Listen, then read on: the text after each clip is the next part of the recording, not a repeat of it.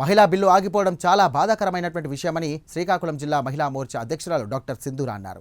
33% మహిళలకు రిజర్వేషన్ కల్పిస్తూ బిల్లు ఆమోదించడం ఆగిపోవడం అన్నది చాలా బాధాకరమైనటువంటి విషయమని తెలియజేశారు. ఇది ప్రతి మహిళకు జరిగినటువంటి అవమానంగా భావించవచ్చని తెలియజేశారు.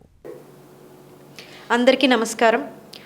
ఏదైతే మొన్న మనం చాలా మహోన్నతమైన బిల్లు ప్రవేశపెట్టడం జరిగిందో అది కూడా 33% ఆడవాళ్ళకి రిజర్వేషన్కి సంబంధించిన బిల్లు.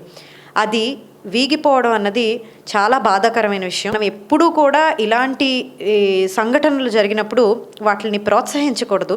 ఎందుకంటే చట్టసభల్లోకి ఆడవాళ్ళు వస్తే డెఫినెట్గా బాగుంటుంది, డెఫినెట్గా ఈ దేశం ముందుకెళ్తుంది అని ఎంతో గొప్ప ఉద్దేశంతో మన ప్రధాని నరేంద్ర మోడీ గారు ఈ బిల్ని తీసుకురావడం జరిగింది. ఇది గత 3 దశాబ్దాలుగా ఈ బిల్లు వీగిపోతూ రావడం అన్నది ఇది నిజంగా ఎవరు హర్షించరు. సో దీనికి మేము శ్రీకాకుళం జిల్లా మహిళా మోర్చా ఆధ్వర్యంలో అలాగే శ్రీకాకుళం జిల్లా మహిళలందరం కూడా మహిళలు ముందుకెళ్తారు, ఇల్లు ముందుకెళ్తుంది, మన భారతదేశం మొత్తం ముందుకు వెళ్తుంది.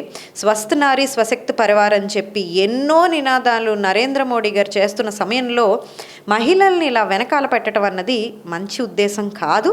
సో ఏదైతే ఇండి కూటమి ఇలా చేస్తుందో మన ప్రతిపక్ష పార్టీలందరికీ చెప్పేది సో ఇవాళ మనం ఆడవాళ్ళని ఓడిస్తే మన భారతదేశమే ఓడిపోతుంది.